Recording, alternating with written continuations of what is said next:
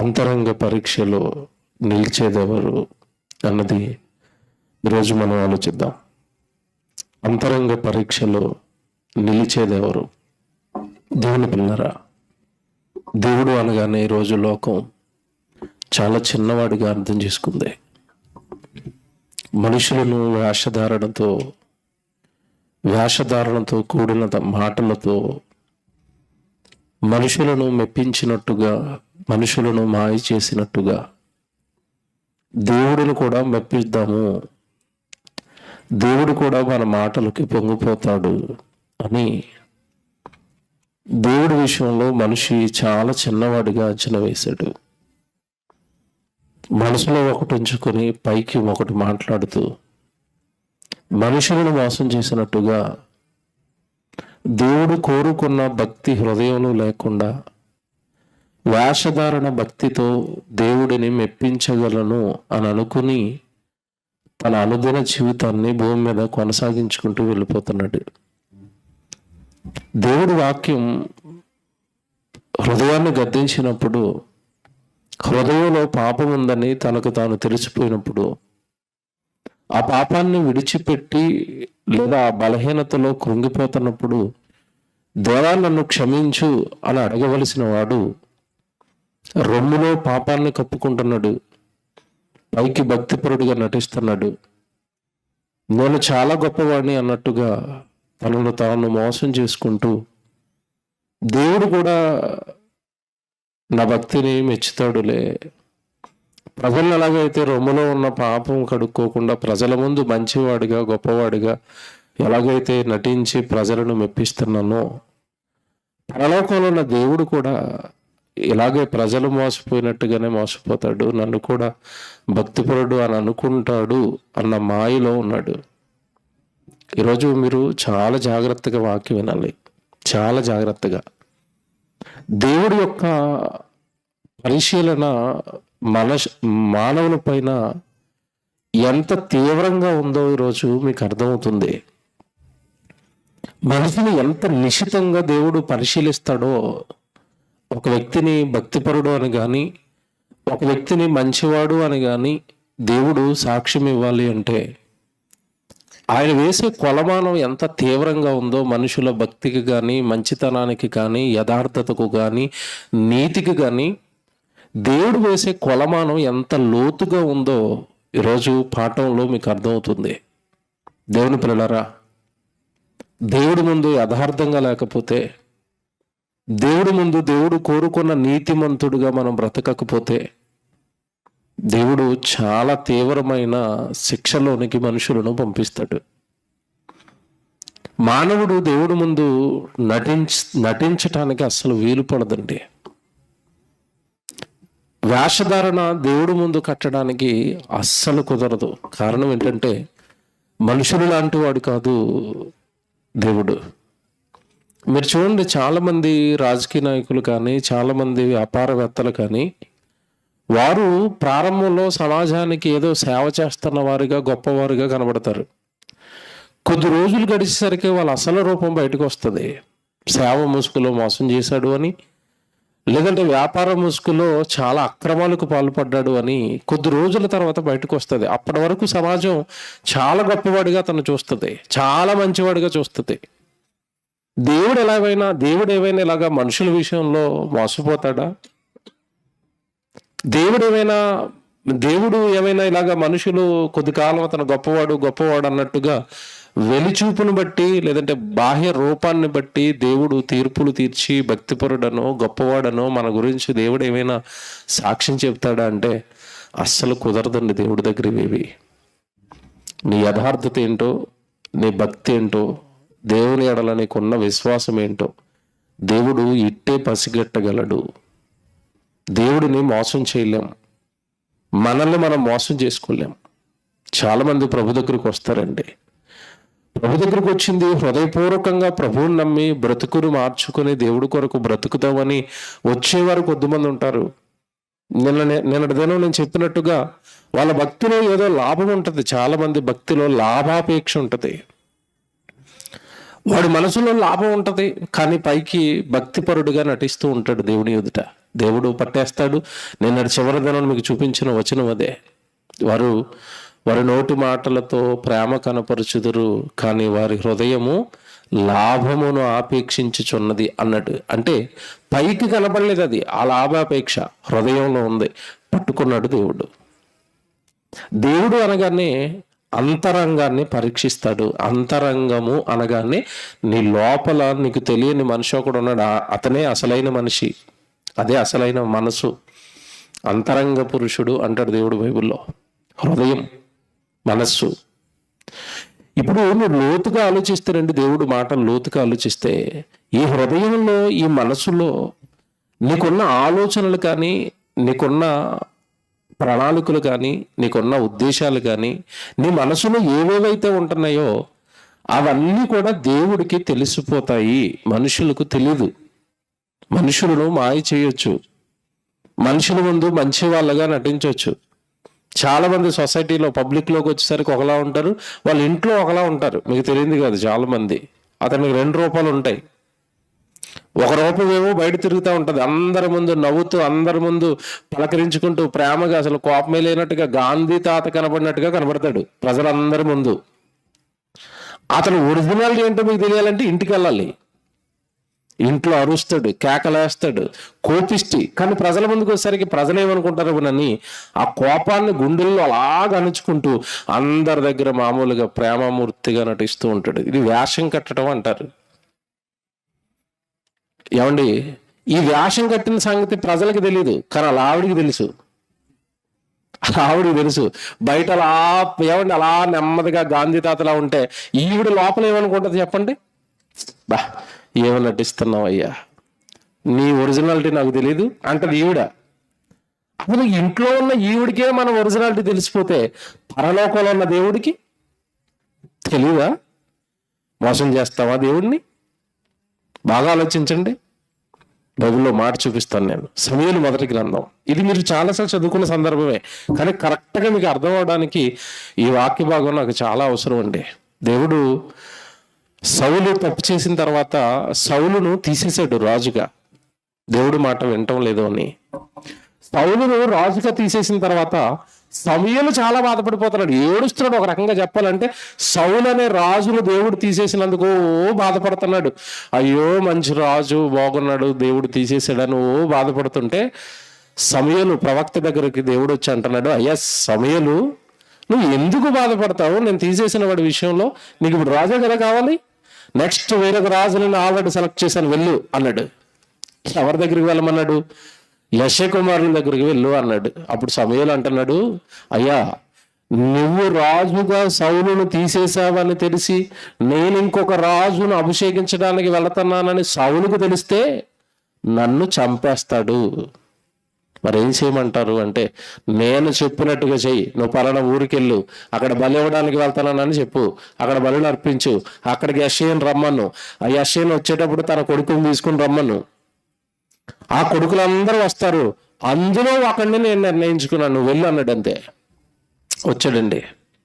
అన్నట్టుగానే బలి ఇవ్వడానికి ఆ ఊరికి వచ్చాడు. యెషయా పిల్లలందరినీ పిలిపించాడు. అందులో పెద్ద కొడుకు వచ్చాడు. పెద్ద కొడుకు చాలా అందంగా ఉన్నాడు, ఎత్తుగా ఉన్నాడు, రూపంలో బాగున్నాడు. చూడగానే అనుకున్నాడు, అబ్బా భలే వ్యక్తిని దేవుడు నిజంగా సెలెక్ట్ చేశాడు తర్వాత రాజుగా అనుకున్నాడు. సమూయేలు మొదటి గ్రంథం 16వ అధ్యాయం 7వ వచనం చదువుదాం. అయితే యెహోవా సమూయేలుతో ఇలాగూ సెలవిచ్చెను, అతని రూపమును అతని ఎత్తును లక్ష్య పెట్టకము. ఈ పదం అండర్లైన్ చేసుకోండి. మనుషులు లక్ష్య పెట్టు వాటిని యెహోవా లక్ష్య పెట్టడు. చూసారా? మనుషులు లక్ష్య పెట్టు వాటిని యెహోవా లక్ష్య పెట్టడు. దీనికి మీకు బెస్ట్ ఎగ్జాంపుల్ ఒకటి చెప్తాను. మనకి మన దృష్టిలో పెద్ద మనిషి అనగానే ఎవరు చెప్పండి? పెద్దవాడు. పెద్ద మనిషి అనగానే మనం ఏంటి కొలమానాలు? మన కొలమానాలు ఏంటి చెప్పండి? ఒక 7-8 ఎకరాల పొలం ఉండి, ఇంటి చుట్టూ ట్రాక్టర్, ఇంటి నిండా పనివాళ్ళు ఉండి, ఏమైనా చక్కగా కార్లు, ఇల్లు, బంగారం, డబ్బు ఉంది అనుకోండి, అతను ఏమని పిలుస్తారు ప్రజలందరూ? పెద్ద మనిషి అండి. ఏ పంచాయతీ కావాలన్నా అతని దగ్గరికి వెళతారు. ఏ కుటుంబ సమస్యలైనా అన్న అతనితో పెద్ద మనిషి అండి, పెద్ద మనిషి అండి. నిజంగా పెద్ద మనిషేనా? డబ్బులుంటే పెద్ద మనిషా? ఆస్తి ఉంటే పెద్ద మనిషా? అధికారం ఉంటే పెద్ద మనిషా? పగలంతా తీర్పులు తీరుస్తాడు, రాత్రంతా బార్లో కూర్చుంటాడు వెళ్ళి. అతను నీకేం తీర్పులు తీరుస్తాడు? అతని జీవితమే బాగోలేదు. కానీ ఈ కాదు మా కొలమానాలు. బుద్ధి బాగుందా, గుణం బాగుందా, చేష్టలు బాగున్నాయా, ఈ కాదు కొలమానాలు మనుషులకి. పెద్దవాళ్ళు అనగానే ఏంటి కొలమానాలు? ఆస్తి, ఇల్లు, సంపద, డబ్బు, అధికారం. ఇక్కడ దేవుడు అంటున్నాడు, మనుషులుగా మీరు లక్ష్య పెట్టే వాటిని నేను లక్ష్య పెట్టను. సమయంలో నువ్వు అతని ఎత్తును చూస్తున్నావు, రూపాన్ని చూస్తున్నావు, కానీ నేను దాన్ని చూడను. తర్వాత మాట చూడండి, నేను అతన్ని త్రోసివేసి ఉన్నాను. మనుషులు పై రూపమును లక్ష్య పెట్టుదురు, కానీ యెహోవా లక్ష్యం ఎక్కడుందట? హృదయం, అంతరంగం. మళ్ళా చెప్తున్నాను, ఆయన టార్గెట్ అంతరంగం, ఆయన టార్గెట్ హృదయం. నువ్వు మనిషిని చూస్తున్నావు, నేను మనసును చూస్తున్నాను. దేవుడికి మనిషికి తేడా చెప్తున్నానండి. మనిషిని చూస్తాడు, దేవుడు మనస్సును చూస్తాడు. ఒక ఎగ్జాంపుల్ జ్ఞాపకం చేస్తాను బైబిల్ పరంగా. ప్రారంభంలో అర్పణలు ఇచ్చిన ప్రారంభంలో కయ్యను హేబేలు అర్పణలు పట్టుకొచ్చారు. ఇచ్చిన అర్పణను చూసారా? ఇచ్చిన వ్యక్తుల మనసును చూశాడు దేవుడు. బాగా ఆలోచించండి. హేబేలును అతని అర్పణను, కయ్యను అతని అర్పణను. అలాగే ఉంటుంది కదండి మీరు ఆ భాగం చదువుకుంటున్నప్పుడు. అంటే దేవుడు తెచ్చింది చూడటం లేదు, ఏ మనసుతో తెచ్చారో చూస్తున్నాడు. హేబేలు తెచ్చినప్పుడట మంచి అర్పణ తెచ్చాడట. ఏమండి ఇక్కడ మాట అడుగుతాను, మంచి అర్పణ అనగానే దేవుడి దృష్టిలో ఏంటి? ఏమండి అతను గొర్రెలు తెస్తే తింటాడా? ఇతను పంట పొలంలో గింజలు ధాన్యం తెస్తే తింటాడా? దేవుడు ఏం తింటాడు చెప్పండి? తినడానికి కాదు, మంచిది చెడ్డదని అక్కడ కొలత వేసింది మనస్సు. కయ్యేను ఏ మనసుతో తెచ్చాడు నాకు అర్పణ, హేబేలు నాకు ఏ మనసుతో తెచ్చాడు అర్పణ. హృదయాన్ని లక్ష్య పెట్టాడు. అందులో కయ్యేను అర్పణ తేలిపోయింది. ఏమంటే హేబేలు అర్పణకు దేవుడు అంగీకరించాడు. కారణం, అర్పణ ఇచ్చేటప్పుడు హేబేలు ఎలా ఆలోచించాడు అంటే, ఇదిగో నాకు జన్మనిచ్చాడు కదా, నాకు తల్లిదండ్రులు ఇచ్చాడు కదా, మమ్మల్ని ఒక కుటుంబంగా చేశాడు కదా, అహోరాత్రుడు మా దగ్గరకు వచ్చి మాతో మాట్లాడుతున్నాడు కదా, మాకు తోడుగా ఉన్నాడు కదా, మమ్మల్ని కాపాడుతున్నాడు కదా, మమ్మల్ని పెంచి పోషిస్తున్నాడు కదా. ఇన్నిచ్చిన ఆయనకు నేను అప్పుడప్పుడు ఇచ్చే అవకాశం వచ్చినప్పుడు నేను శ్రేష్టమైనది ఇవ్వాలి కదా. నేను మేపుతున్న గొర్రెలను, క్రొవ్వులు, దానిని మంచి దానిని పట్టుకెళ్ళి దేవుడికి ఇవ్వాలి కదా. మనసండి దేవుడికి ఇవ్వాలనుకున్నప్పుడు ఆ హృదయం చూశాడు అంతే. తెచ్చిన అర్పణను దేవుడు చూడలేదండి. ఏమండి ఒకవేళ చాలా మంది ఆ సందర్భం అర్థం కాక చాలా మంది ఏం చెప్పారంటే, హేబేలు ఎక్కువ తెచ్చాడండి, కయ్యను తక్కువ తెచ్చాడు. నిజమేనా ఇది? దేవుడు ఎక్కువ తక్కువ చూస్తాడా? కాదు అనడానికి బైబిల్లో ఒక సందర్భాన్ని జ్ఞాపకం చేస్తాను నేను. యేసుప్రభు కానుక పెట్టి దగ్గర కూర్చున్నప్పుడు ఒక భేద విధవాళ్ళు కానుకలు వేసిందట. ఎంత? 2 కాసులు వేస్తే అందరికంటే ఈవిడే ఎక్కువ ఇచ్చింది అన్నాడు. ఎక్కువ ఇచ్చిందా తక్కువ ఇచ్చిందా? ఇచ్చింది చాలా తక్కువ. మీకు అర్థమయ్యే భాషలో చెప్పాలంటే, ఇప్పుడు మీరు కానుకలు వేశారు కదా, అందరూ ఒకరు 10 రూపాయలు వేశారు, ఒకరు 100 రూపాయలు వేశారు. ఒక ఆవిడ ఏమైనా 2 రూపాయల కాసులు అలాగే వేసింది అనుకోండి, ఈ 2 రూపాయల కాసులు ఇప్పుడు ఎక్కువ వేసిందంటే మీకేం అర్థం అవుతుంది? అదిట నేను 100 రూపాయలు ఇచ్చాను కదా అంటారు. నువ్వు 100 రూపాయలు ఇచ్చావు, కానీ నీ పర్సులో 1000 రూపాయలు ఉంది. చెప్తాను ఇక్కడ జాగ్రత్తగా లాజిక్ పట్టుకోండి. నువ్వు 100 వేసావు, కానీ నీ పర్సులో 1000 ఉంది, ఇంకా అంటే 900 ఉన్నాయి ఇంకా పర్సులో. ఈ 2 రూపాయలు వేసిన ఆవిడకి పర్సులో సిల్లు గవ్వలేదు, ఇంట్లో తినడానికి ఏమీ లేదు. ఆవిడ జీవనమంతయు వేసింది అంటాడు యేసుప్రభు అక్కడ. అంటే ఇచ్చింది చూసాడా, బ్యాలెన్స్ చూసాడా? బాగా ఆలోచించండి. ఇచ్చింది చూసాడా, బ్యాలెన్స్ చూసాడా యేసుప్రభు? బ్యాలెన్స్ చూస్తే ఆవిడకి ఏమైనా ఉందా తిరిగి వెనకాల? ఏమీ లేదు. మీరు ఇప్పుడు బాగా ఆలోచించాలి. ఇచ్చేసింది మొత్తం అంతా అంటే నాకు ఏమి లేకపోయినా పర్వాలేదండి, నా తండ్రి పని జరిగితే చాలండి. మహాతల్లి ప్రభు దృష్టిలో పడిపోయింది ఆవిడ. ఇదంతా మీరు గమనిస్తేనండి, దేవుడు అనే ఆయన ఇస్తున్నప్పుడు హృదయం చూస్తున్నాడు. ఆయన లక్ష్య పెట్టేది, గురి పెట్టేది దేనిపైనట? హృదయం. ఏ హృదయంతో పాట పాడుతున్నావు, ఏ హృదయంతో కానుకిస్తున్నావు, ఏ హృదయంతో నువ్వు బైబిల్ చదువుతున్నావు, ఏ హృదయంతో దేవుడి దగ్గరకు వస్తున్నావు, స్వచ్ఛంగా, పరిశుద్ధంగా, పవిత్రంగా ఉందా అది? అందులో ఏవైనా కపటాలు ఉన్నాయా? ఇప్పుడు చాలా మందిలో మేము గమనించింది, నా అనుభవం తక్కువైనా నా అనుభవాలు చెప్తానండి. నాకున్న ఈ చిన్నపాటి అనుభవంలో నేను చాలా మందిలో చూసిందండి, భక్తిలోనండి ఏదో ఒక రకమైన వేషధారణ, కపటం అనేది నాకు కనబడింది. ఒక ఉదాహరణ చెప్తాను నేను. ఇది కొంతమందికి ఇబ్బంది కలిగించిన, ఇది నిజం. నేను ఒక చోట చర్చిలో ఇలాగ ఆరాధనలో కూర్చున్నాను వాక్యం చెప్పడానికి కూర్చుంటే అన్ని ఫ్యాన్లు తిరుగుతున్నాయి, మన నెత్తి మీద ఉన్న ఫ్యాన్ తిరగటం లేదు. ఫ్యాన్ తిరుగుతున్నప్పుడు ఏం కనపడదండి, తిరగని ఫ్యాన్ మీద ఏమైనా ఉంటే కనపడతాయి. ఫ్యాన్ ఏంటి ఇలా తిరగట్లేదని పైకి చూసేసరికి 3 రెక్కల మీద 3 పేర్లు ఉన్నాయండి. ఒకటే ఫ్యాను, పేర్లు ఎంతమంది ఉన్నాయి? నేను ఆశ్చర్యపోయి ఈ రెక్క మీద ఒక పేరు, ఆ రెక్క మీద ఒక పేరు, ఆ రెక్క మీద ఒక పేరు, ఏటి బాబు 3 పేర్లు ఉన్నాయంటే వాళ్ళు 3 కొనిచ్చారు. ఒక ఫ్యాన్ ఎంతమంది కొన్నారు? 3 కొనిచ్చారు. ఒక్కొక్క రెక్క మీద ఒకళ్ళు రాసేసుకున్నారు, ఆ ఫ్యాన్ మాది. ఎడు నువ్వు ఇచ్చింది దేవుడికి తెలియదు, ఫ్యాన్ రెక్కల మీద కూడా పేర్లు రాయించాలా? ఏ వస్తువు ఇచ్చినా సరే అండి, చర్చిలో దేవుడికి ఇస్తున్నావు కదయ్యా, దాని మీద నీ పేరు ఎందుకు? ఇచ్చింది దేవుడు చూస్తాడా? చూస్తాడు. మరి మళ్ళా పేరు ఎందుకు రాయించావు? నేను అడుగుతాను, మరలా పేరు ఎందుకు రాయించావు? బాగా ఆలోచించండి. ఆ పేరు దేవుడు చూడ్డానికా, మనుషులు చూడ్డానికా? మనుషులు చూడ్డానికి. నేను సంఘానికి వెళ్ళాను, ఆ సంఘంలో ఏం జరుగుతుంది తెలుసండి? కానుకలు వేస్తున్నారు అందరూ. ఇప్పుడు మీ దగ్గరికి కానుకలు వచ్చినాయి కదండి, అలా కానుకలు వేస్తున్నారు. కొంతమంది ఆ కానుకల సంచిలో వేయటం లేదండి, ఒక వైట్ పేపర్ తెచ్చుకున్నారు వాళ్ళు. ఆ వైట్ పేపర్ మీద వాళ్ళ పేరు, వాళ్ళ వాళ్ళ వాళ్ళ వాళ్ళ భార్య పేరు, వాళ్ళ పిల్లల పేర్లు, వాళ్ళ మనవళ్ళ పేర్లు, మొత్తం ఒక 7-8 పేర్లు రాశారు వైట్ పేపర్ మీద. అందులో పెట్టారు ఈ కానుక. ఇలా మడత పెట్టి ఆ కానుకను పట్టడానికి వెళ్ళి అతను చేతికి ఇచ్చి, ఇది అయ్యగారికి ఇచ్చి చదివించండి అంటున్నాడు. ఎలాగో చూడండి, కానుకలు దాంట్లో వేయడట అందరు ఇచ్చినట్టుగా, వైట్ పేపర్లో పెట్టి అయ్యగారికి ఇవ్వాలట. నేను ఏం జరుగుతుందని అలా చూస్తున్నాను. చివరికి ఏం జరుగుతుందంటే, ఆ కానుకలు తెచ్చిన వాళ్ళందరూ ఆ కానుకలు అక్కడ పెట్టారండి.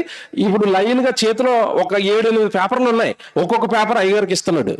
ఇలా పేపర్ తీశాడు, ఆ పలానా సూర్యనారాయణ గారు, వాళ్ళ పలానా భార్య పేరు, పిల్లల పేరు, మొత్తం మనవాళ్ళ పేరు, 100 రూపాయలు కానుక ఇచ్చింది, దేవుడు వారిని దీవించుగా. కానీ అప్పుడు ఈ 100 రూపాయలు ఆయన వేస్తాడు సంచిలో. ఎప్పుడు వేస్తున్నాడు? అందరి ముందు పేర్లు చదివిన తర్వాత. ఏమన్నా ఆ 100 రూపాయలు డైరెక్ట్ గా సంచిలో వేయకుండా అయ్యగారితో ఎందుకు చదివించాడు అడుగుతున్నాను. అంటే ఇతను 100 రూపాయలు ఇచ్చినట్లుగా అందరికీ. ఏమిటి ఇది? భక్త వేషధారణ? మీరు చెప్పండి.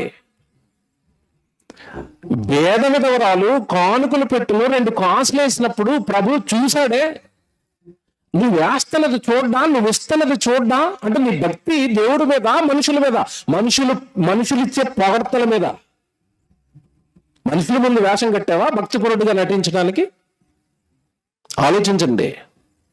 చాలా సమస్యలండి సంఘాలలో. ఇక్కడే సేవకుడిని బతకనివ్వరండి. పొరపాటున వాళ్ళ పేరు చెప్పడం, 1000 రూపాయలు మీటింగ్ ఇచ్చినప్పుడు పొరపాటున ఏదో కంగారులో అతని పేరు మర్చిపోయాడంటే ఇంక ఉంటదండి సేవకుడికి 4 వారాలు తిప్పలే. సంఘం అంతా గలిబిలి. నా 1000 చదవలేదు, ఏదో 1 కోటి రూపాయలు ఇచ్చినట్టు నా 1000 చదవలేదు, వెయ్యా. సిగరెట్ ఎంత దారుణం అండి. అంటే ఇచ్చింది దేవుడు చూస్తాడు కదా, సేవకుడే కదా. పొరపాటు మర్చిపోయాడేమో, కంగారులో పనిలో మర్చిపోయాడేమో. నేను ఇచ్చిన దేవుడి పనికి వాడారు కదా, దేవుడి దగ్గరికి వెళ్ళిపోయింది కదా. మనుషుల ముందు పేరు రాకపోతే ఎందుకు? దేవుడు చూశాడు కదా. ఎవరికి ఉందండి మనసు? ఎవరికి ఉంది భక్తి? ఎవరికి ఉంది తగ్గింపు? ఎవరికి ఉంది? దేవుడు అని ఆయన హృదయాన్నే లక్ష్య పెడతాడు. మనుషుల ముందు నాకు ఏమీ వద్దు. ఎవరండి ఆలోచిస్తున్నారు ఇలాగా? ఎవరు ఆలోచిస్తున్నారు? దేవుడు నీ భక్త, నువ్వు ఇచ్చేదా, నువ్వు చేసేదా, నువ్వు పాడేదా, అన్నిటికీ కొలమానం బాహ్యంగా నువ్వు ప్రవర్తించేవి కాదు, అంతరంగం. మళ్ళా చెప్తున్నాను, అంతరంగం. చాలా మంది పాట పాడతారు. పాట పాడేటప్పుడు పాట ఎప్పుడు అడుగుతారు తెలుసండి? చెప్పండి, ఎప్పుడు పాడతానంటారు ఎక్కువ మంది? కానుకల పాటే ఇవ్వండి. ఎందుకు ఫస్ట్ ఎందుకు పాడవు? అసలు పాట పాడవలసింది, నేను ఒక మాట అడుగుతానండి, పాట పాడవలసింది దేనికోసం? కొన్ని తెలిస్తే చెప్పండి. దేనికోసం పాట పాడాలి మనం? 1 దేవుని మహింపరచడానికి, 2 ప్రజల్లోనికి హెచ్చరికగా మార్పు రావడానికి. అంతేనండి? ఇంతేనా? ఇందులో ఏమైనా ఉందా? ఇంకా నువ్వు దేవుని మహిమపరచడానికి అన్నప్పుడు ఒక్కడు కూర్చున్నప్పుడు పాడినా దేవుడికి మహిమ వస్తుందా రాదా? అందరి ముందు పాడాలనుకుంటున్నావంటే ఇప్పుడు నిన్ను దేవుడు చూడాలనుకుంటున్నావా, మనుషులు చూడాలనుకుంటున్నావా? చూసారా? వచ్చిన వాళ్ళందరూ నన్ను చూడాలి. చివరిలో ఎస్వి బాలసుబ్రహ్మణ్యం గారిని పోగినట్టుగా నా దగ్గరకు వచ్చి అబ్బాబ్బాబ్బాబ్బలే పాట అండి. ఏమండి? ఏంటండి ఎక్కడో వాళ్ళ దెయ్యం నెమ్మదిగా దారి తప్పించలేదు. మనుషుల ముందు మహిమ, మనుషుల ముందు ఘనత, మనుషుల ముందు పేర్లు దేవుడిలో నుంచి నిన్ను తప్పించింది. చివరికి చెప్తాను, పెద్ద ట్విస్ట్ ఉంటుంది ఇందులో, జాగ్రత్తగా ఇవ్వరండి ప్రసంగం. ఎందుకు మనం ఇలా మారిపోయామంటే దీని వెనకాల ఒక కథ ఉంది, దీని వెనకాల ఒక విషయం ఉంది. దేవుడు, పరలోకంలో ఉన్న దేవుడు పదే పదే చెప్తున్నాడు బైబిల్లో, నాయన నీ యథార్థత, నీ భక్త, నువ్వు గొప్పవాడువా, ఇవన్నీ కూడా నా కొలమానాలు. మనుషులు వేసిన వెయ్యను నాయన, వేషధారణ వెయ్యను, నీ పై రూపాన్ని వెయ్యను, నేను వేసే కొలమానం డైరెక్ట్గా హృదయానికే. అక్కడ ఏమున్నా బయటకు వచ్చేస్తుంది.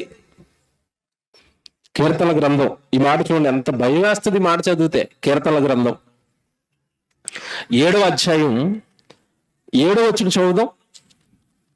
జనములు, కీర్తన గ్రంథం 7వ అధ్యాయం 7వ వచనం అండి. జనములు సమాజముగా కూడి, కీర్తన గ్రంథం 7వ అధ్యాయం 7వ వచనం అండి. జనములు సమాజముగా కూడి చుట్టుకున్నప్పుడు నిన్ను చుట్టుకున్నప్పుడు, పైగా దానికి పైగా ముందు ఆశీనుడు కమ్ము, పరమందు ఆసీనుడవు కమ్ము, జనములకు యెహోవా జనములకు తీర్పు తీర్చువాడు. దేవుడట మనుషులకి ఏం చేస్తాడట?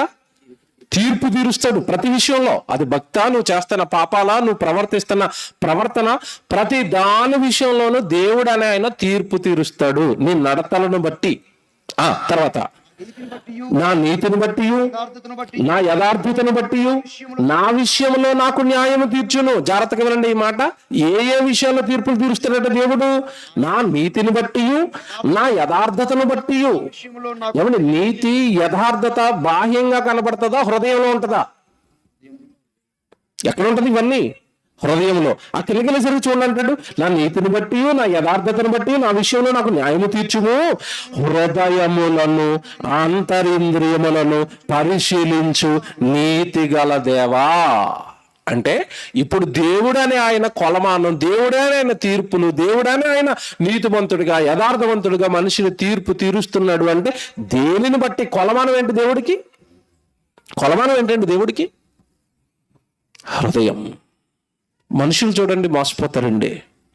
ఎలా మోసపోతారంటే, బాహ్య రూపం చూడటం మనుషులకు అలవాటు, బాహ్య రూపాలే.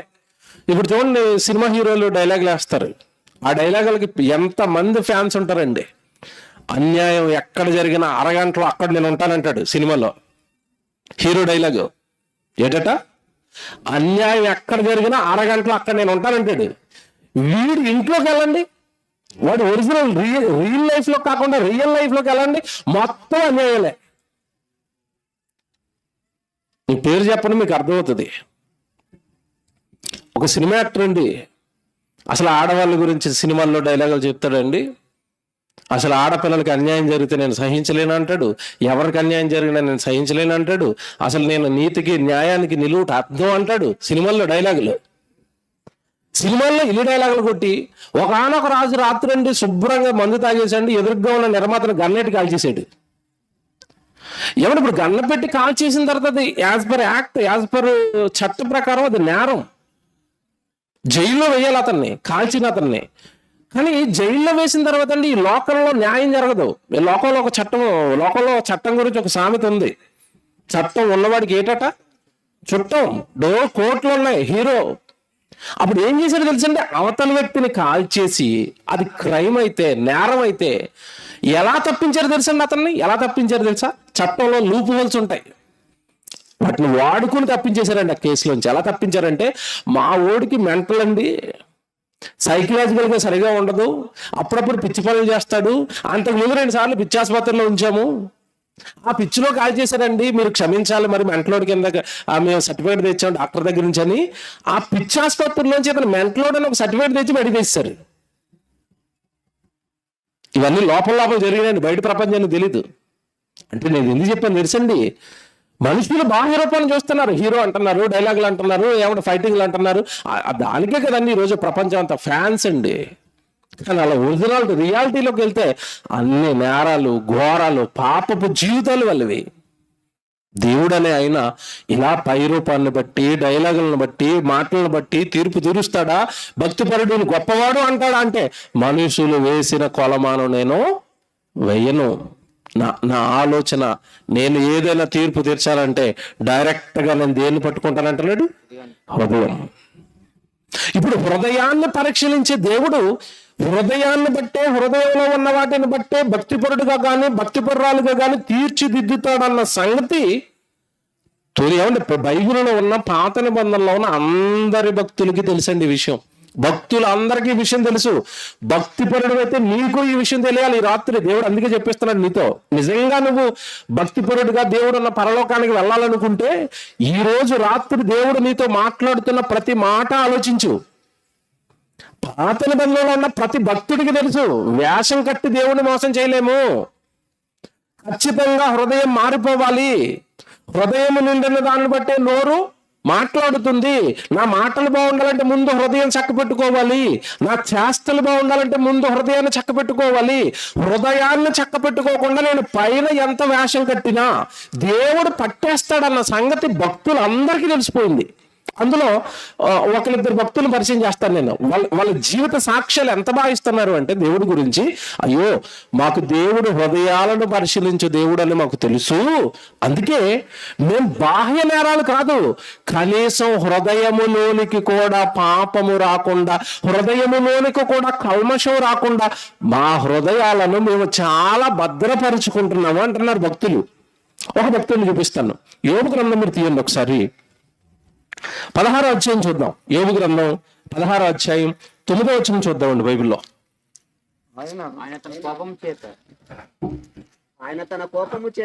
యోబు గ్రంథం 16వ అధ్యాయము 9వ వచనం చదువుతున్నారా? 19వ వచనం చదువుదాం, క్షమించండి 19. యోబు గ్రంథం 16వ అధ్యాయం 19వ వచనం. ఇప్పుడు నాకు సాక్షి అయిన వాడు పరలోకములో ఉన్నాడు, నా పక్షముగా సాక్ష్యము పలుకువాడు పరమందున్నాడు. ఆ రోజు స్నేహితులు నువ్వేదో తప్పు చేశావు, నువ్వేదో నేరం చేశావు, నువ్వేదో పాపం చేశావు, అందుకే నీకు ఇంతటి భయంకరమైన శిక్ష వచ్చిందని యోబును ఏమండి అతని భక్తిని కించపరుస్తుంటే ఏమండి యోబు గారు సాక్ష్యం అంటున్నాడు. నా గురించి మీరు ఏమనుకుంటున్నారు? నేను ఎలాంటి అనుకుంటున్నారు? నా గురించి మనుషుల సాక్ష్యం కాదు నేను అంటుంటా. నా గురించి ఎవరు సాక్ష్యం చెప్తారంటున్నాడు? ఎవడు? దేవుడు నాకు సాక్షి అని మనం అనగలమండి? అనగలమా? అనాలి అంటే ఎంత భక్తి ఉండాలి, అనాలి అంటే ఎంత ధైర్యం ఉండాలి, అనాలి అంటే ఏ తప్పు చేయని ఎంత యథార్థమైన హృదయం ఉండాలి. యోబు గారిని చూసి నేను ఆశ్చర్యపోయినండి ఈ మాటకి. ఏమంటున్నారు తెలుసా? 19వ వచనం. ఇప్పుడు నాకు సాక్షి అయిన వాడు పరలోకములో ఉన్నాడు. మీరు నేను తప్పుని వాడిని అనుకుంటే ఏంటి, నేను పాపిని అనుకుంటే ఏంటి, నా హృదయములో కూడా పాపం లేదు. ఎందుకంటే పరలోకంలో ఉన్న దేవుడు పై రూపాన్ని బట్టి సాక్ష్యం చెప్పడు. మంచోడని చెడ్డోడని దేని బట్టి చెప్తాడు? హృదయాన్ని బట్టి. హృదయాన్ని బట్టి సాక్ష్యం చెప్పే దేవుడే నా గురించి మంచి సాక్ష్యం చెప్తాడు అన్నాడు అంటే ఎంత యథార్థంగా బ్రతుకుంటాడండి, ఎంత గొప్పగా బ్రతుకుంటాడండి. చివరికి భయంకరమైన శోధన తన జీవితాన్ని తట్టేస్తున్నా ఆయన గురించి బైబిల్లో రాయబడిన మాట, నోటితోనైనా యోబు ఏం చేయలేదట? పాపము చేయలేదు. అబ్బబ్బబ్బబ్బా, ఏమి భక్తి! దేవుడు అంటే ఎంత భయం! ఆయన జీవితం శోక సంద్రంలో మునిగిపోయిన ఆ భయంకరమైన శోధన కాలంలో కూడా దేవుని పట్ల ఆయనకున్న విశ్వాసం, ఇవన్నీ గుండెల్లో పెట్టుకుని అంటున్నాడు, నాకు సాక్షి అయిన వాడు ఎక్కడ ఉన్నాడు? పరలోకంలో ఉన్నాడు. నా భక్తి యథార్థమైనది, నా హృదయంలో కూడా కల్మషం లేదు. ఎంత ధైర్యం యోబుకి ఎలాగొచ్చిందంటే ఈయన ఒక జాగ్రత్త తీసుకున్నాడు. మనం అందరం ఒక జాగ్రత్త విషయంలో ఫెయిల్ అయిపోయాం. ఏం జాగ్రత్త తీసుకున్నాడు తెలుసా? ఇంకొక అధ్యాయానికి వెళ్దామండి. 31వ అధ్యాయానికి వద్దాం. ఎందుకు ఇంత ధైర్యంగా ఉన్నాడు యోబు అంటే 31వ అధ్యాయానికి రండి. 31వ అధ్యాయము మొదటి 4 వచనం చదువుదాం. యోబు గ్రంథం 31వ అధ్యాయము ఏమండి మొదటి 4 వచనాలు. నేను నా కన్నులతో నిబంధన చేసుకుంటుని, కన్యకను నేను ఎలాగూ చూచుదును. చూసారండి ఏం చేస్తున్నాడట? ఏం చేసుకున్నాడట? నా కన్నులతో నిబంధన చేసుకుంటుని. కన్నులకు నిబంధన, కన్నులకు చట్టం చేశాను. ఏది పోతే అది చూడకూడదు. కన్ను పొరపాటున పరాయి స్త్రీని మోహపు చూపుతో చూడడానికి కుదరదు. ఎంత బాగా మాట్లాడుతున్నాడు చూసారా? నేను నా కన్నులతో నిబంధన చేసుకుంటుని, కన్యకను నేను ఎలాగో చూచుదును. నా భార్యను చూసినట్టుగా పరాయి స్త్రీని నేను ఎలా చూస్తాను? చూపు, కనీసం చూపు కూడా చూడండి అంటున్నాడండి. ఏమండి ఈరోజు చూపే చూడాలంటున్నాడు. ఈ రోజు సొసైటీని మనం చూస్తున్నామండి, ఎంతటి భయంకరమైన పాపపు కార్యక్రమాలు బయటకు వస్తున్నాయి. ఈ మధ్యకాలంలో ఒక న్యూస్ చదివారండి. అసలు మనం ఏ సొసైటీలో ఉన్నాం, ఏ సమాజంలో ఉన్నాం అనిపించింది. న్యూస్ ఏంటో తెలుసండి, సొంత తండ్రి అండి తన 2 కుమార్తెలను గర్భవతం చేశాడు. దారుణం, న్యూస్ చూడలేకపోయినండి. తండ్రి పెద్ద కుమార్తెను గర్భవతం చేశాడండి. ఒక పాప పుట్టింది. పాప పుట్టిన తర్వాత ఎవరికి తెలియకుండా లోపలే ప్రెగ్నెంట్ అయిపోయిన తర్వాత లోపలే ఉంచేసి అమ్మాయి బయటికి రాకుండా యూట్యూబ్లో చూసి డెలివరీ చేశారట. భార్య భర్తలు ఇద్దరు గర్భవతి అయిపోయిన తన కూతురికి మొట్టమొదటి డెలివరీ యూట్యూబ్లో చూసి డెలివరీ ఎలా వెయ్యాలో డెలివరీ చేశారట. ఇంట్లో పాప పుట్టేసింది. ఆ పాపకండి వీళ్ళు బర్త్డే సర్టిఫికేట్ తీసుకోవాలి కదా, రిజిస్టర్ చేసుకోవాలి కదా అమ్మాయిని. వీళ్ళ గర్భాన్ని పుట్టిన పాపగా రిజిస్టర్ చేశారట, 3వ అమ్మాయిగా. తర్వాత కొన్ని రోజులకి తర్వాత చిన్న కూతురిని గర్భవతం చేశాడు. ఇంకెక్కడ అవుతుందండి, పాపం పండగ మానదు కదా. ఆ నోట బయటకు వచ్చింది పాపం అంతా. ఎవరో కేసు పెట్టేశారు, ఎంక్వైరీ చేశారు కండి, అతను బయటికి జైల్లో వేశారు ఇద్దరిని. దారుణం వండిది, ఎంత పాపం వండిది, ఎంతటి భయంకరమైన కాలం వండిది. యోబు గారు చూసారా, అసలు యోబు గారి మాటకినండి ఈ రోజున సొసైటీకి మీరు ఆలోచించండి. యోబు ఏమంటున్నాడు, కన్యకను నేను ఎలాగో చూచుదును, చూడటమే తప్పు. ఈ సమాజం భయంకరంగా తయారైన సమాజం. ఎందుకు నేను చూడటమే తప్పు అంటున్నాడు తెలుసా? జాగ్రత్త చూద్దాం అక్కడ. అలాగూ చేసిన ఎడల పరమనున్న దేవుని ఆజ్ఞ ఏమగను. నేను అమ్మాయిని చూస్తే దేవుడు మోహము చూపు తప్పన్నాడు కదా, చూపే తప్పన్నాడు కదా, నేను ఎలా చూస్తాను? చూపే తప్పంటున్నాడు కదా, ఎలా చూస్తాను? ఏమండి, మీలో కానీ నాలో కానీ ఎంతమందికి భయం ఉంది? అశ్లీలమైనవి చూడొద్దు, దేవుడికి నచ్చనివి చూడొద్దు, పాపాన్ని చూడటం మానలేని కన్నులు అని బైబిల్లో దేవుడు రాసిన తర్వాత కూడా మనలో ఎంతమంది అండి పాపం చేయకుండా, పాపపు కార్యక్రమాలు చూడకుండా ఎంతమంది ఉంటారు? ప్రతి ప్రసంగికుడు చెప్పి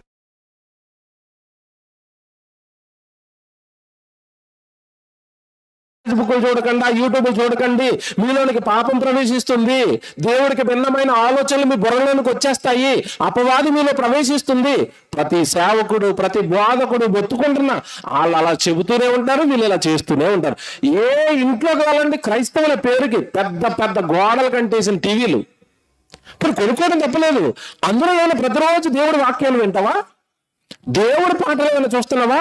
అదే యూట్యూబ్లో దేవుడి గురించి ఎన్నో నీ భక్తి జీవితాన్ని మార్చేవి, భక్తి జీవితాన్ని కలిగించేవి ఎన్నో ఉంటాయి. పోనీ అవి ఏమైనా చూస్తారంటే ఏ ఇంట్లోకి అడుగు పెట్టండి, అడుగు పెట్టేసరికి ఏమన్నా మొన్న ఒక ఇంట్లో ఆశ్చర్యపోయాను నేను.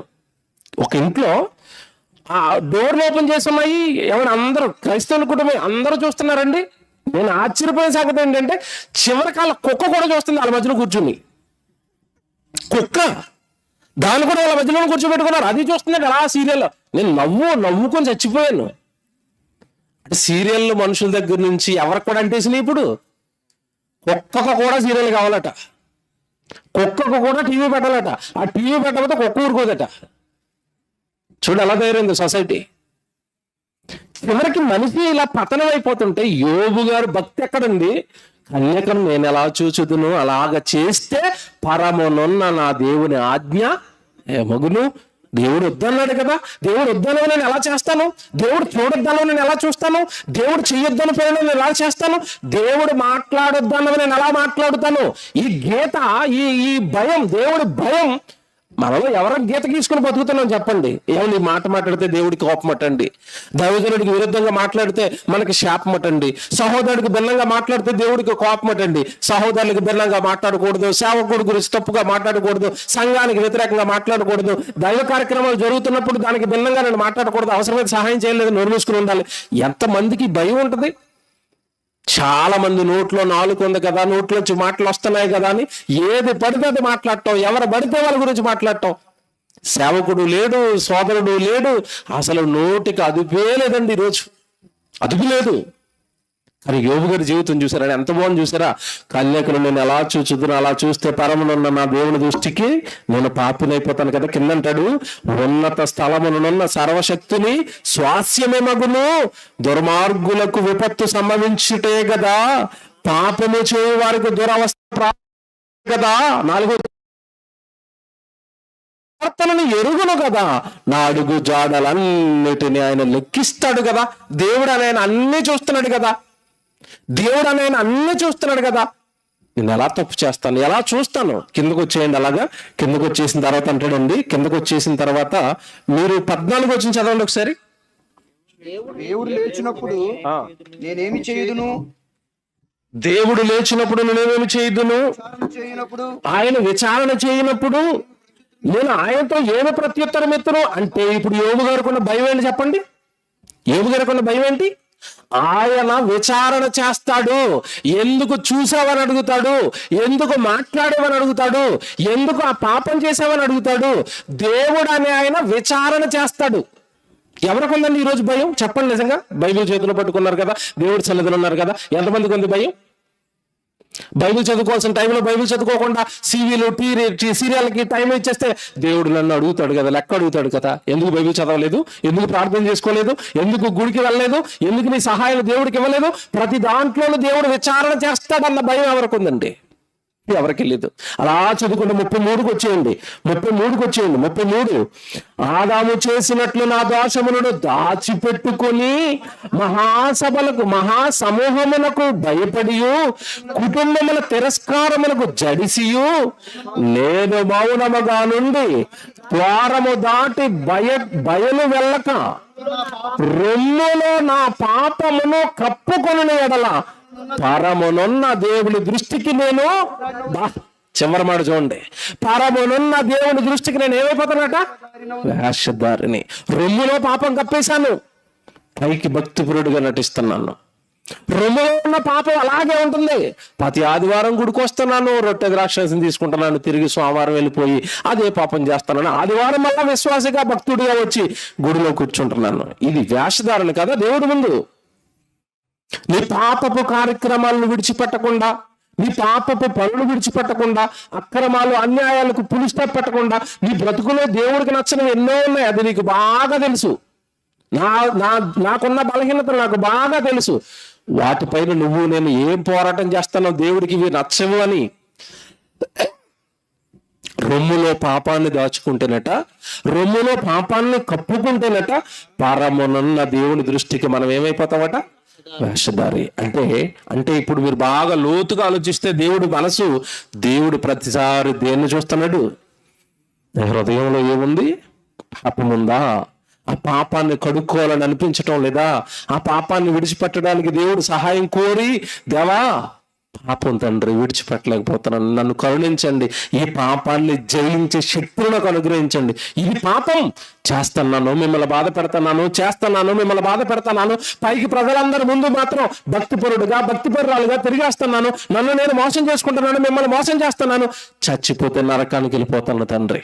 రొమ్ము నిండా పాపమే ఉంది తండ్రి, హృదయం నిండా పాపమే ఉంది తండ్రి, క్షమించండి అని స్వతహాగా లోపల ఉన్న పాపాన్ని ఒప్పుకునేవారు ఎవరున్నారు? ఎవరిని ఈరోజు ఒప్పుకుంటారా, కప్పుకుంటున్నారా? మీరు చెప్పండి. ఆదాము తన దోషాన్ని ఏం చేశారట? కప్పుకున్నాడు. దేవుడు వచ్చి తప్పు చేసావా, పండుకున్నావంటే నేనేం చేయలేదు, నా స్త్రీ ఇచ్చింది. ఒప్పుకున్నాడా, కప్పుకుంటున్నాడా? కప్పుకుంటున్నాడు. దాన్ని మళ్ళీ యోబు గారు జ్ఞాపకం చేస్తున్నారు. అలా నేను తప్పు చేస్తే ఎలాగా, నేను ఎలా దాచుకుంటాను? కన్యకను చూడొద్దు అన్నాడు, చూసేసి నేనేం చూడలేదు, నేను అంత మంచివాడిని ఎలాగుంటాను? పాపం చేస్తూ మంచివాడిగా ఎలా ప్రవర్తిస్తాను? తప్పుడు పనులు మానకుండా భక్తిపరుడిగా ఎలా జీవిస్తాను? రొమ్ములో పాపం ఉంటే దేవుడి దృష్టికి వేషధారి కదా. ఎంత లోతుగా భయపడుతున్నారు చూసారా దేవుడి విషయంలో భక్తులు. దేవుడి విషయంలో భక్తుల ఆలోచనలు మీరు చూసారా ఎలాగున్నాయి? దేవుని పిల్లలారా వద్దండి. దేవుడు కరెక్ట్గా నువ్వు మాట్లాడుతున్నా, నువ్వు చూస్తున్నా, నువ్వు చేస్తున్నా అన్నిటిలో నీ హృదయాన్నే చూస్తాడు. చాలా మంది వేషధారణ ఎలా ఉంటుందో చెప్తానండి. వేషధారణ ఎలా ఉంటుందంటే, సంఘంలోకి వస్తారు. సంఘం అనగానే అదొక దేవుని కుటుంబం. సంఘంలోకి వచ్చిన తర్వాత అందరూ ఆత్మీయులు, అన్న, తమ్ముడు, అక్క, చెల్లె. వయసులో పెద్దవాళ్ళు అయితే ఏమైనా పిలవమన్నాడు? తండ్రిగా పిలవండి, తండ్రిగా భావించండి, తల్లిగా భావించండి అన్నట్టు. అంటే సంఘంలో ఎవరున్నారు అంటే ఇప్పుడు తల్లి, తండ్రి, అక్క, అన్న, తమ్ముడు, చెల్లి. వీళ్ళేనా సంఘంలో ఉంటా? వీళ్ళే. బైబిల్ ప్రకారం సంఘంలో ఉన్నది వీళ్ళే. బైబిల్ ప్రకారం సంఘంలో ఉంటున్నది వీళ్ళతోనే. ఇంకా గట్టిగా మాట్లాడితే నీతో పాటు పరలోకంలో ఉండేది వీళ్ళే. మీ అమ్మనాళ్ళు వస్తారో లేదో తెలియదు, వాళ్ళ విశ్వాసం ఉంటే వస్తారో లేదంటే డౌటే. మీ అక్క వస్తుందో లేదో తెలియదు, మీ సంఘంలో కూర్చుంటున్న మీ పక్కన కూర్చుంటున్న అక్క మాత్రం వస్తుంది పరలోకానికి. వీళ్ళేనే సొంత వాళ్ళు. కానీ సొంత వాళ్ళు వీళ్ళని తెలిసి ఏమంటే పరలోకానికి వచ్చేది వీళ్ళని తెలిసి చాలా మంది అండి ఒకరి మధ్యలో ఒకరికి విభేదాలండి, మనస్సు విప్పి మాట్లాడుకోలేరు. చివరిలో అయ్యగారు ఆరాధన అయిపోయిన తర్వాత అందరికీ వందనాలు అని చెప్పి ఒక మాట చెప్తాడు. ఈయన ఏమని చెప్తాడు? మీరు ఒకరికొకరు వందనాలు చెప్పుకొని ఇంటికి వెళ్ళండి అంటాడా? అన్నాడు. ఇప్పుడు ఒకరికొకరు వందనాలు చెప్పుకోండి అనేసరికి ఎవరో ఇద్దరి మధ్యలో మనస్పర్ధ ఉన్న వాళ్ళు ఇద్దరు అలా కలిసిరండి. నిజంగా హృదయపూర్వకంగా వందనాలు చెప్పుకుంటారా? ఈయన చెప్పమన్నాడు కనుక చెప్తారా? పడదు కదా. ఆయన అంటే రాగానే ఈ మళ్ళీ వందనాలు చెప్పకపోతే మళ్ళీ పెద్ద మనిషిగా తీసుకురా వందనాలండి నవ్వుతాడు, పక్క నుంచి వెళ్ళిపోతాడు. నిజంగా వందనాలు చెప్పాడా? బైబిల్ చూపించమంటారు. ఇప్పుడు అసలు మన గురించి దేవుడికి బాగా తెలుసండి, అన్నీ రాసేస్తాడు బైబిల్లో. కీర్తనల గ్రంథం చూడండి, 62వ కీర్తన 4వ వచనం చదువుదాం. కీర్తనల గ్రంథం 62వ కీర్తన 4వ వచనం. అతని ఔన్నత్యము నుండి అతనిని పడద్రోయుటకే వారు ఆలోచించుదురు, అబద్ధమాడుట వారికి సంతోషము, వారు తమ నోటితో శుభవచనమును పలుకుచు అంతరంగమును దూషించెదరు. బాబ్బా, దేవుడు చూసారండి ఎలా మాట్లాడుతున్నాడు? నోటితో పెదవులతో ఏం పలుకుతున్నారట? శుభవచనములు. ప్రైజ్ ది లార్డ్ బ్రదర్ అనగానే ఎలాగుంది? నేనంటే ఎంత ఇష్టమో శుభవచనం. వందనాలు అక్క, ఎంత బాగుంది. నేనంటే ఎంత ఇష్టమో. నోటితో పలికారు, లోపల ఏముందట? అంతరంగంలో ఏముందట? దూషణ. నాకు ఒకప్పుడు ఒక పెద్ద అయిన ఒక సేవకులండి, మేము ఈ సేవకుల దగ్గరే వాక్యాలు నేర్చుకున్నాం. మా దగ్గరికి ఒక సేవకుడు వచ్చేవాడు. ఆయన ప్రసంగాల్లో ఎక్కువగా ఈ మాట ఉపయోగించేవాడు అండి. వందనాలు అంటే అర్థం ఏంటో తెలుసా?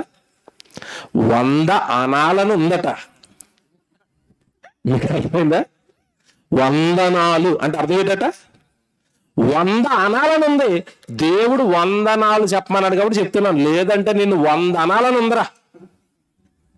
మీకు అర్థమైందా లేదా? వందనాలు అన్నాడంటే నిన్ను 100 రకాల తిట్లు పెట్టాలని ఉంది లోపల. పైకి వ్యాస వేశాను ఏమని? శుభవచనం పలకమన్నాడు. అందులోనూ గుడిలో ఉన్నావు. గుడిలో ఉన్నప్పుడు పొరపాటున మాట అన్న తిట్టేశాను అనుకోండి, ఇటేటండి బూతులాడుతున్నాడు.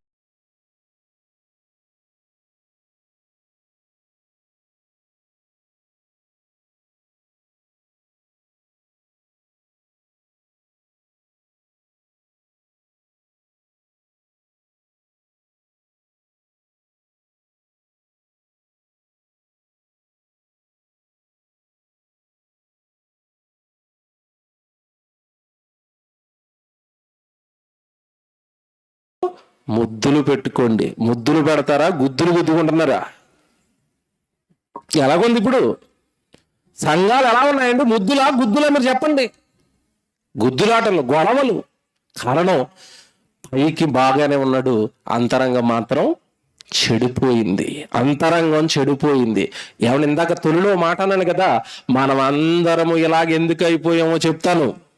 అసలు మనకి ఈ గుణం, దేవుళ్ళో లేని ఈ గుణం మనలోకి ఎలాగొచ్చేసిందంటే ఇది మంద కాదండి, ఇది మనకు అంటించాడు ఒకడు, అపవాది, సాతాను స్వభావం అండి. దేవుళ్ళోనండి లోపల ఒకటి ఉంచుకుని పైకి ఒకటి మాట్లాడండి దేవుడు. డైరెక్ట్ ఏది ఉంటుంది మహాన్ చెప్తాడు దేవుడు.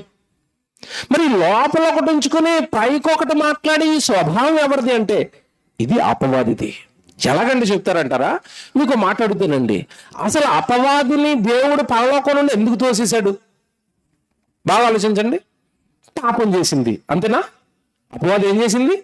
పాపం చేసింది. అపవాది పాపం చేసిందంటే అపవాది చేసిన పాపం ఏంటి? వ్యభిచారమా? దొంగతనమా? ఏం చేసింది అది? ఒక్కసారి బైబిల్ చదువుతారా? యెషయా గ్రంథం 14వ అధ్యాయం 12వ వచనం జాగ్రత్తగా చదవండి. నక్షత్రమా, వేకువ చుక్క. యెషయా గ్రంథం 14వ అధ్యాయం 12వ వచనం. తేజో నక్షత్రమా, వేకువ చుక్క, అసలు నీవెలా పడిపోయావు ఆకాశం నుండి? అసలు నేను తేజో నక్షత్రంగా దేవుడు ఉన్నతమైన అధికారాలు ఇచ్చిన నేను నిలబెట్టాడు కదా, దెయ్యమా అపవాది, నువ్వెలా పడిపోయావు? జనములను పడగొట్టిన నీవు ఇదిగో ఈ నేల మట్టుకు ఎలాగ పడిపోయావు? ఎలా త్రొక్కబడితేవి? ఎందుకు నువ్వు తొక్కబడ్డావో తెలుసా? దాని స్వభావం ఏంటో తెలుసా? అది ఏం చేసిందో తెలుసా? నేను ఆకాశమునకు ఎక్కిపోయేదను. దేవుని నక్షత్రములు అనగానే దేవుని పిల్లలు, ఆ రోజు పరలోకంలో దేవుని పిల్లలు, పరిశుద్ధాత్మ దేవుడు, యేసుక్రీస్తుల వారు, వాళ్ళ అధికారాలకు పైన కావాలి నాకు. దేవుని నక్షత్రములకు పైగా నా సింహాసనమును హెచ్చించుకుందని ఏంటి? ముల్లోకాల మీద చక్రవర్తిగా యేసు ప్రభుని పెట్టావేంటి? ప్రభువుకు కాదు అధికారం నాకి, పరిశుద్ధాత్మ దేవుడు కాదు అధికారం నాకి. దేవుని నక్షత్రములకు పైగా నా సింహాసనమును, సింహాసనం అంటే అర్థం ఏంటి చెప్పండి? అధికారం.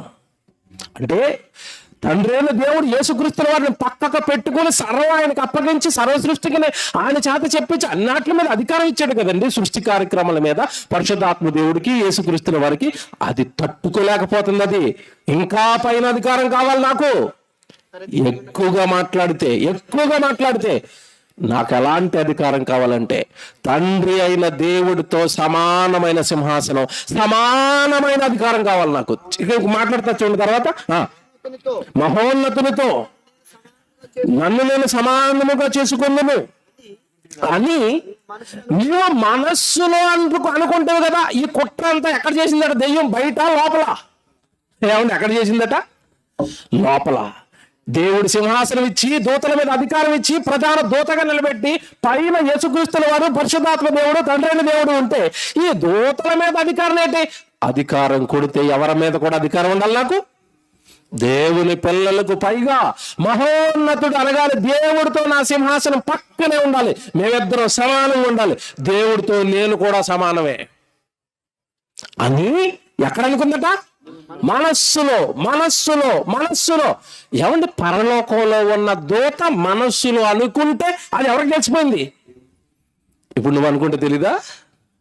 ఏమని బాగా ఆలోచించండి. అంటే మనస్సులో ఒకటి అనుకుంది, పైకి మాత్రం దేవుడు వచ్చినప్పుడు దేవస్తోత్రాలండి, మీరు చాలా గొప్పవారండి, మీరు పరిశుద్ధుడండి. దేవుడి ముందేమో గెటప్ వేసింది, లోపల ఏమనుకుంటుంది? నక్షత్రాలకి పైగా హెచ్చించుకుంటాను, దేవుడితో పాటు పక్కనే కూర్చుంటాను. ఈ మోసపూరితమైన మనసును దేవుడు పట్టేశాడు. తొక్కితే ఎక్కడ ఉంది చెప్పండి? వెళ్ళి పాతాళంలో.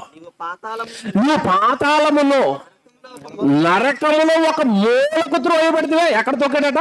పరలోకంలో తొక్కితే ఎక్కడ పడతాడు? వెళ్ళి పాతాళంలో ఒక మూలకి. ఏమంటే పరలోకంలో ఒక అధికారం కలిగిన దూతగా దానికి అవకాశం ఇస్తే సరిపోలేదట. అధికారం సరిపోలేదట. అంటే ఇక్కడ మీరు జాగ్రత్తగా ఆలోచిస్తే ఈ తిరుగుబాటు స్వభావం అనేది మొదట ఎక్కడ పుడుతుంది అంటే, ఎక్కడ పుడుతుంది? హృదయములో పుడుతుంది. హృదయములో అధికారం మీద, హృదయంలో డబ్బు మీద, హృదయంలో పదవుల మీద, హృదయంలో మనుషుల ముందు పేరుల మీద. ఏమండి ఈ పిచ్చి ఎవరికైతే పట్టిందో వాడు పతనానికి వెళ్ళిపోతున్నాడని అర్థం. వాడి హృదయం పాడైపోయిందని అర్థం. వాడి హృదయం దేవుడికి నచ్చటం లేదని అర్థం. ఇలా మన హృదయాలను తయారు చేసింది ఎవరు అంటే అపవాది. దాని స్వభావం అది. లోపల ఒకటి ఉంచుకొని పైకి ఒకటి చేయటం. ఆ స్వభావమే దేవుడు పిల్లల్లో నింపింది. అందుకే చూడండి, మీరు యేసుప్రభు వచ్చేసరికి, యోహాను సువార్త 8వ అధ్యాయానికి వచ్చేసరికి యేసుప్రభు ఆ రోజు భూమి మీద ఉన్న మనుషుల గురించి మాట్లాడుతూ వీళ్ళు దేవుని పిల్లలు అన్నాడా? ఎవరి పిల్లలు అన్నాడు? 8:44 మీరు చాలా చదువుకుంటారు. యోహాను సువార్తలో చాలాసార్లు చదివారు. మీరు మీ తండ్రి యగు అపవాది సంబంధులు. వాడిలో ఏ స్వభావాలు అయితే ఉంటాయో వాడి పిల్లలుగా మీలోకు అవే స్వభావాలు వచ్చినాయి. వేషధారణ, మనస్సులు పాడు చేసుకున్నారు, పైకి మంచిగా నటిస్తున్నారు. ఇది వాడిది. మీ తండ్రి యొక్క దురాశలను నెరవేర్చగోరుచున్నారు. తండ్రి దురాశ. వాడి పరలోకంలో మంచి హోదా ఇస్తే వాళ్ళు ఏం పుట్టింది? అధికారం పెంచుకోవాలి. దేవుడితో పుట్టించిన దేవుడితో సమానం అయిపోతావా? ఏమిటి? ఇది ఎంత దారుణం అండి! ఇది ఎంత దారుణం అండి! ఒక ఇంట్లో ఉద్యోగం లేనప్పుడు ఒక యజమానుడు ఒక చిన్న ఉద్యోగం ఇచ్చాడు అనుకోండి. ఓ డ్రైవర్ ఉద్యోగం ఇచ్చాడు యజమానుడు. పని లేదు పాట లేదండి అయ్యగారు, నా కుటుంబం అంతా అన్నం లేదండి, రోడ్డు పడిపోతున్నాం అంటే, సరేరా పనిలోకి రారా, నా కారు నడపరా అని కారు డ్రైవర్గా ఉద్యోగం ఇచ్చాడు. కార్ డ్రైవర్గా ఉద్యోగం ఇచ్చిన తర్వాత కారు ఎక్కిన తర్వాత అంతకుముందు ఎండలో తిరిగేవాడు ఏసీ కార్లో తిరుగుతూ ఉంటే ఎలాగుంటుంది? అబ్బా భలే హాయిగా ఉందండి. ఏసీ కారులో డ్రైవర్గా తిరిగితేనే ఎంత బాగుందంటే, ఏసీ కారు మొత్తం నా సొంతం అయిపోతే ఎలాగుంది ఇది? ఇది ఎలాగుంది చెప్పండి? ఇది దేనికే దేవుడు పెట్టిన పేరు దురాశ. ఇప్పుడు ఇతని కొడుకుని చంపేస్తే, ఇద్దరు పిల్లల్ని చంపేస్తే ఆస్తికి ఎవరు వారసులు ఉండరు. తర్వాత ఎలాగో నేను డ్రైవర్ని కనుక ఈ ఆస్తి అంతా నాకు రాసేస్తాడు కనుక వీళ్ళిద్దరు పిల్లల్ని చంపేద్దామని అనుకోండి, ఏమంటారు దాన్ని? ఏమంటారండి? పనోడు జీతం కోరుకోవాలి, ఆస్తి కోరుకోవచ్చండి? అపవాది గడికి పరలోకంలో పనోడు సేవకుడిగా దూతగా ఫలిస్తే మొత్తం ఆస్తే నాకు కావాలి, పరలోకం నాకే కావాలి, అధికారాలు నాకే కావాలి, ఎక్కువ మాట్లాడితే నీ పక్కన నాకు కుర్చీ వేయాలి. ఏంటిది? దురాశ. వాడి హృదయం చెడింది, అంతరంగం పాడైంది, నరకానికి వెళ్ళిపోయాడు, పాతాళంలో పడ్డాడు. నేను ఈ సందర్భంలో జ్ఞాపకం చేస్తున్నది ఒకటే, నీ హృదయం పాడయిందా? పైకి బాగానే ఉంటామండి, హృదయాలు బాగోవు చాలా మందివి. హృదయం నిండా కల్మషం, హృదయం నిండా విషం. తప్పండి, తప్పు. పాతాళానికి నడిపిస్తుంది ఈ స్వభావం మనల్ని. బైబిల్లో సందర్భాలు చూపిస్తాను మీకు. యేసుప్రభు అనగానే ఇంతకాలం యేసుప్రభు గురించి లోకం ఏమనుకుందంటే ప్రేమమయుడు, దయామయుడు, కరుణమయుడు, ఏం చేసినా సరే ఏమనడు. యేసుప్రభు గురించి ఉన్న ముద్ర అదే. యేసుప్రభు గురించి ప్రజల్లో ఉన్న అవగాహన అదే. ప్రేమమయుడే, కరుణమయుడే, దయామయుడే. హృదయములో తేడా వచ్చిందంటే కొరడామయుడు. ఏమంటే యేసుప్రభు ఫోటోలని నా చిన్నతనం నుంచి నాకు అప్పటికే అదే డౌట్ అండి. యేసుప్రభు ఫోటో చూసారు ఎవరైనా మీరు? యేసుప్రభు ఫోటో దగ్గర నుంచి చూసారు ఎవరైనా? మీరు ఇప్పుడు చూడండి, కావాలంటే నా ప్రసంగం విన్న తర్వాత యేసుప్రభు ఫోటో దగ్గర నుంచి చూడండి. యేసుప్రభుని ఎలాగేసారంటే బొమ్మ వేసేటప్పుడు కూడా చిన్న గొర్రె పిల్లని సంకలో పెట్టి, ఏమన్నా ఒక కర్ర అలా పెట్టి, యేసుప్రభు కళ్ళు చూడండి ఎలాగుంటాయో. యేసుప్రభు కళ్ళు చూసారు ఎవరు ఎలాగుంటాయో? మీరు ఎవరేం చేసినా నేను ఏం చెయ్యనురా అన్నట్టుగా ఉంటాయి. ఆ బొమ్మ చూస్తే అలాగా జాలి, దయ. అబ్బా యేసుప్రభు ఎలాగున్నాడండి. ఇప్పుడు యేసుప్రభుని చూపించినా? బైబిల్లో యేసుప్రభుని చూపిస్తాను నేను ఇప్పుడు. ఒక చోట యేసుప్రభు ప్రసంగం చేశాడండి. ప్రసంగం చేసిన దగ్గర వందల వేల మంది వచ్చేసారు యేసుప్రభు దగ్గరికి. వచ్చేసిన తర్వాత వచ్చిన వాళ్ళందరికీ దెయ్యాలు వెళ్ళగొట్టాడు, వచ్చిన వాళ్ళందరికీ స్వస్థతలు చేశాడు. వేల మంది కదండి ప్రభు ప్రసంగానికి వెళితే, వేల మంది. ఆ వేల మందికి దేవుడు ఏమైనా స్వస్థతలు బాగు చేసిన తర్వాత అండి, బాగా వినండి, ఆ ఫాలోయింగ్ చూశాడండి ఒకడు. ఫాలోయింగ్ చూసి మతిపోయింది.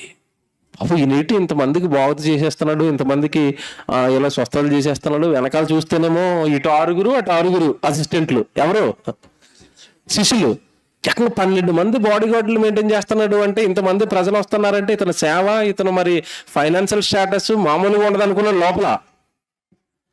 లోపల ఇది అనుకుని ప్రభు దగ్గరకు వచ్చి, ఇదంతా చెప్పడం లేదు, ప్రభు దగ్గరకు వచ్చి, అయ్యారు ప్రభువా నేను మీరు ఎక్కడికి వెళ్ళినా సరే మీ వెనకాల వచ్చేస్తానయ్యా అన్నాడు. చదువుతారా ఈ సందర్భం ఎంత బాగుంటుందో? మత్తయి సువార్త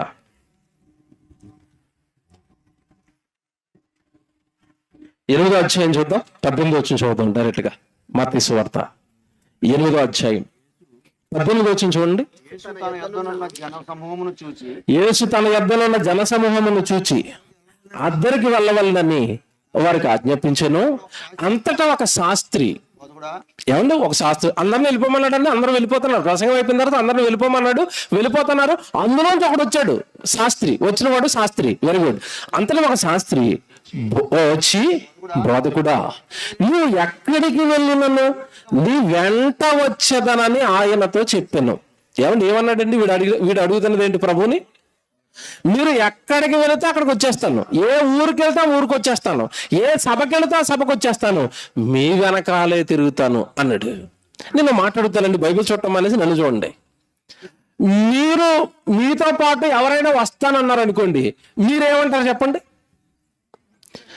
మీకు వీలుంటే, మీ బండి ఖాళీగా ఉంటే, మీ ఆటోగా ఖాళీగా ఉంటే రండి అంటారు. లేకపోతే ఏమంటారు?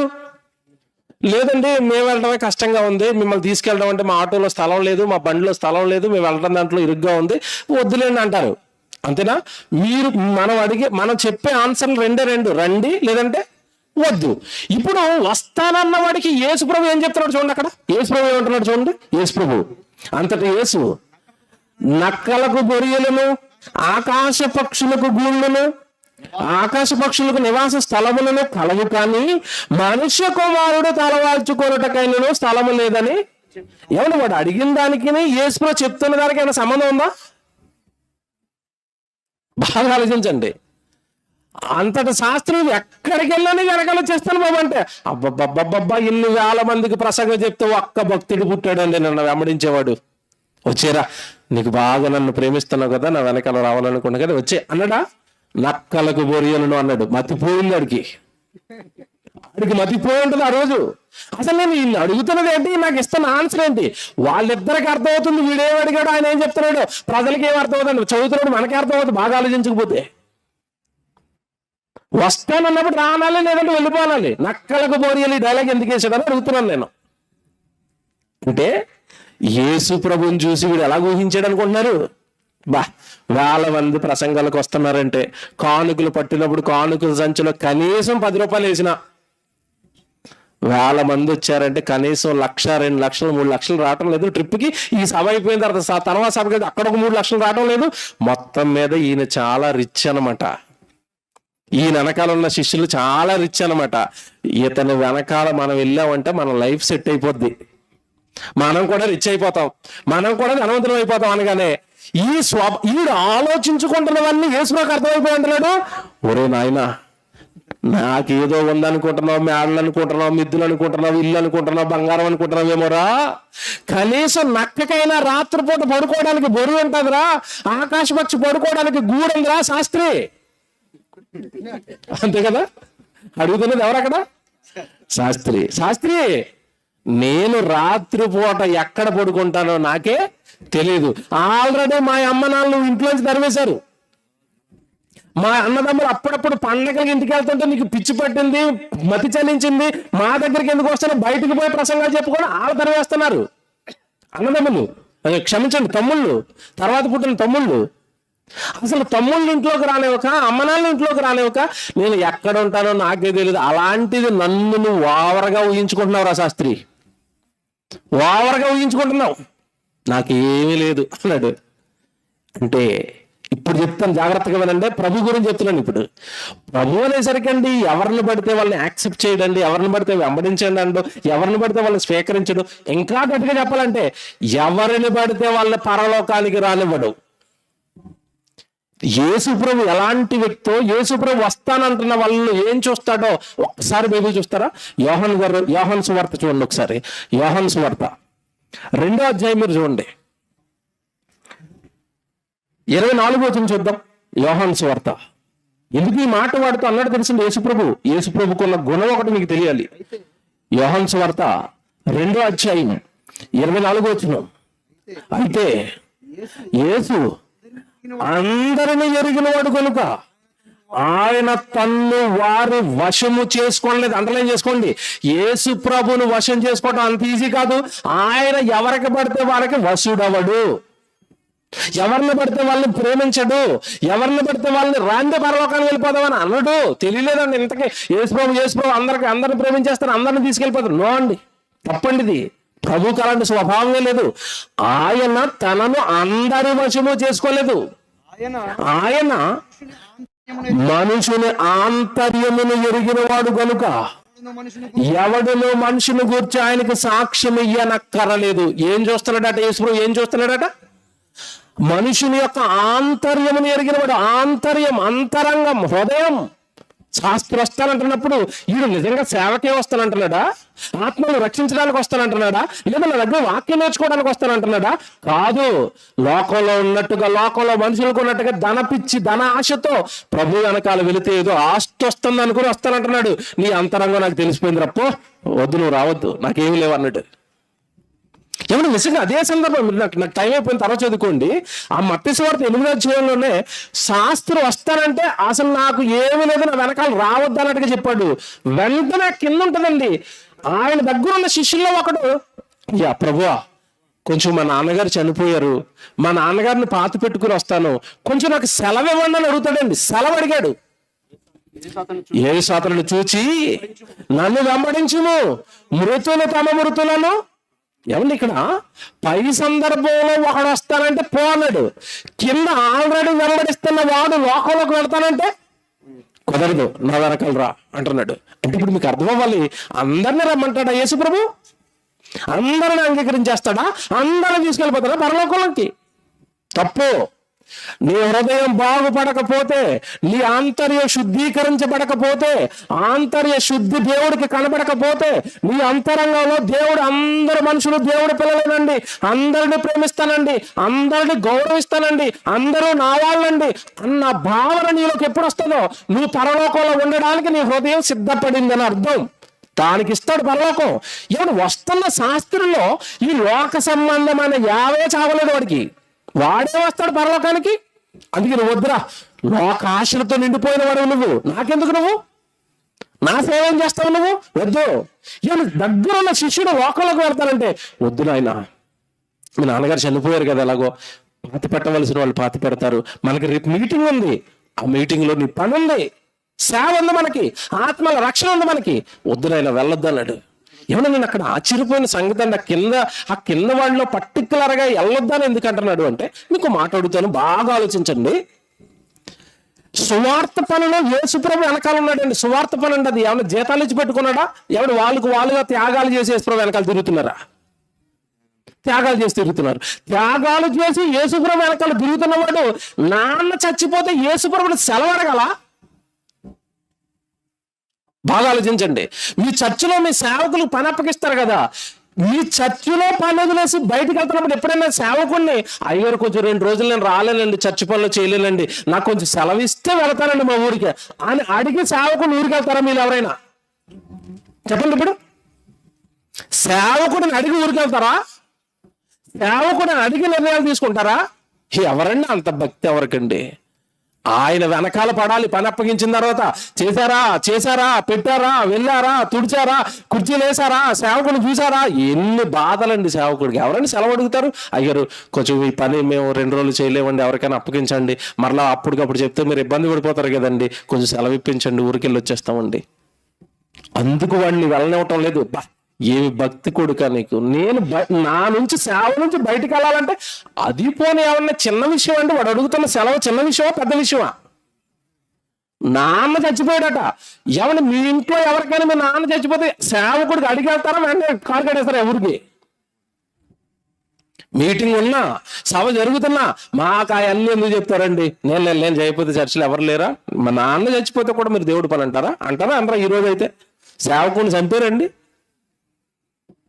నాన్న చచ్చిపోయాడంటే సెలవు ఇవ్వటం లేదు యేసు ప్రభు. కారణం వాడి హృదయం బాగుందండి, లోబడేవాడు, పరలోకానికి వచ్చేవాడు, మృదు స్వభావి, దేవుడి పనంటే భయం కలిగిన వాడు, దేవుడి పనంటే బాధ్యత కలిగిన వాడు, సెలవు అడిగి దేవుడి పనుల నుంచి బయటకు వెళ్ళాలన్న ఒక మంచి లక్షణం కలిగిన వాడు. ఈ స్వభావాలన్నీ నీలో నాలో ఉంటే పరలోకానికి వెళ్తా ఉండి. మళ్ళీ చెప్తున్నాను, ఈ స్వభావాలు మనలోకి రావాలి. దేవుడి పని అంటే బాధ్యత, దేవుడి పని అంటే భయం. దేవుడు ఏదైనా పని నీకు అప్పగించాడంటే, అమ్మో ఈ 1,000,000 మందిలో సృష్టికర్త గురించి పని చేసుకునే అవకాశం నాకు ఇచ్చాడండి, నేను అలా వదులుకుంటానండి, నేను అలా పోగొట్టుకుంటానండి. ఇచ్చింది దైవజనుడి ద్వారా కదా, ఆ దైవజనుడికి నేను లెక్క చెప్పాలి కదా, ఏమంటే లోబడి ఉండాలి కదా. ఎవరికండి స్వభావాలు ఉంటాయి? అంతరంగం ఎవరిదో ఉంది ఇలాగా ఆయిల్గా. నేను చెప్పేదండి తిరుగుబాటు స్వభావం. దేవుని పిల్లలారా, అంతరంగమేనండి ఇది అన్నిటికీ కారణం అండి. లోపలి హృదయం ఎంత బాగున్నాడు చూసారా? చివరిగా ఒక మాట చదివి ముగించేస్తానండి. పౌలు గారు ప్రారంభంలో యోబుని చదువుకున్నాం కదా, మనం భక్తుల గురించి చెప్తానని కదా, చివరిలో పౌలు గారి గురించి చెప్తానండి. పౌలు గారు చివరికి అన్యజనులకు అపోస్తులుడిగా ఎంత సేవలు జరిగించాడో మీకు తెలియదు కదండి. అలాంటి వ్యక్తి ఎంత నీట్గా క్లీన్గా సంఘం ముందు తన ప్రవర్తనను పెట్టుకుంటున్నాడు మీకు చూపిస్తాను. తెస్సలోనికీయులకు రాసిన మొదటి పత్రిక 2వ అధ్యాయం 4, 5, 6 వచనాలు చదువుదామండి. తెస్సలోనికీయులకు రాసిన మొదటి పత్రిక 2వ అధ్యాయం 4వ వచనం, 5వ వచనం, 6వ వచనం. జాగ్రత్తగా రాసుకోండి ఇవన్నీ. తెస్సలోనికీయులకు రాసిన మొదటి పత్రిక 2వ అధ్యాయం 4వ వచనం. సువార్తను మాకు అప్పగించుటకు యోగ్యులమని దేవుని వలన ఎంచబడిన వారమై మనుషులను సంతోషపెట్టు వారము కాక మా హృదయములను పరీక్షించు దేవునినే సంతోషపెట్టు వారమై బోధించుచున్నాము. బోధ ఎలాగుండాలట? ఎవరిని సంతోషపెట్టాలట? బోధ దేవుణ్ణి సంతోషపెట్టాలి. కానీ ఈరోజు బోధలన్నీ ఎలాగున్నాయి తెలుసండి? మనుషులను సంతోషపెట్టే బోధలు. ఏ సభ చూడండి ఆశీర్వాదాలు, ఏ సభ గృహకుడికి పెట్టిన ఆశీర్వాదమే, ఏమంటే సువార్త సభలు పెట్టిన ఆశీర్వాదాలే, ఎవడైనా చచ్చిపోయాడని సంతాప సభ పెట్టిన అక్కడ కూడా ఆశీర్వాదాలే. ఇక ఏ సబ్జెక్ట్ ఏమీ లేదు. దేవుడు దీవిస్తాడు, దేవుడు ఇదేంటండి ఇది? చచ్చిపోయిన దగ్గర కూడా దీవెనలే అంటే ఏంటి? వచ్చిన ప్రజలందరినీ మేము ఏం చేయాలి? సంతోషపెట్టాలి. ఓ చోట నుండి నేను బాగా చేశాను, మాకు వయసు తక్కువ కదండి, కొంచెం చిన్న వయసు. ప్రసంగాలు చేస్తున్న తొలినాళ్ళలోనండి ఒక చచ్చిపోయిన సంతాప సభ పెడతారు కదా, అక్కడ నన్ను పిలిచారు. అప్పట్లో ఆవేశం మాకు, అప్పుడప్పుడే వాక్యం నేర్చుకున్నాం. దేవుడి కోసం ఎందుకు బ్రతకరని ఒక లోపల నుంచి ఒక ఉద్రేకం. అక్కడికి వెళ్ళి అతనండి ఆ వ్యక్తి మాకు తెలుసు, ఎప్పుడు గుడికి రాడండి. బాప్తీసం తీసుకొని గుళ్ళో కనబడిన దాఖలాలు లేవు. పొరపాటున మాట స్లిప్ అయిపోయింది ప్రసంగంలో. ఏమంటే ఇతను ఎప్పుడు గుడికి రాలేదని ఖచ్చితంగా పోయి ఉంటాడండి పాతాళానికి. ఎలాగుంది? వాళ్ళ ఇంటికి వెళ్ళి చచ్చిపోయిన వ్యక్తి ఎప్పుడు గుడికి రాలేదు, పాతాళానికి వెళ్ళిపోయి ఉంటాడు. అది హృదయంలో ఉంది, మరి వచ్చేసింది. కుటుంబం అంతా మా ఇంటికి ప్రార్థనకు వచ్చి మేము చచ్చిపోయిన బాధలో ఉంటే మా నాన్న పాతాళానికి వెళ్ళిపోయాడు అంటాడా? భవిష్యత్తులో అతను ఈ ఊరికి కానీ ఈ జిల్లాలోకి కానీ అడుగు పెట్టడానికి కుదరదు. మరి నేను అక్కడికి వెళ్ళి ఏం బోధ చేయాలి? మీరు చెప్పండి, ఏ బోధ చేయాలి వాళ్ళని సంతోషపెట్టాలంటే? ఖచ్చితంగా దేవుడి బిడ్డను పరలోకంలో చేర్చుకున్నాడు. ఇప్పుడు పేతురు గారి పక్కనే కూర్చున్నాడు అనాలి. అవునా? ఎవరినండి సంతోషపెట్టాలి? ఎవరినండి బోధకులు ప్రజల్ని సంతోషపెట్టాలా? కాదండి, దేవుణ్ణి సంతోషపెట్టాలి. మనుషులను ఎక్కువ మాట్లాడితే బాధ పెట్టాలి. బైబిల్ ప్రకారం చెప్తున్నాను నేను. పేతురు గారు బోధ చేస్తుంటే అపోస్తలుల కార్యం 2వ అధ్యాయంలో మీరే యేసుప్రభుని చంపేశారు, మీరే చంపేశారు యేసుప్రభుని అనేసరికి ఒక్కొక్కడు గుండెల్లో గుణపాలు దిగా ఆ రోజు ఏడ్చుకుంటూ అపోస్తలుల దగ్గరకు వచ్చి, అయ్యలారా మేమెంత పాపం చేశామా, మేమెంత తప్పు చేశామా, అయితే మా పాపాలు పోవాలంటే ఇప్పుడు మేము ఏం చేయాలని అడిగినప్పుడు పేతురు గారు ఏమన్నారు తెలుసా?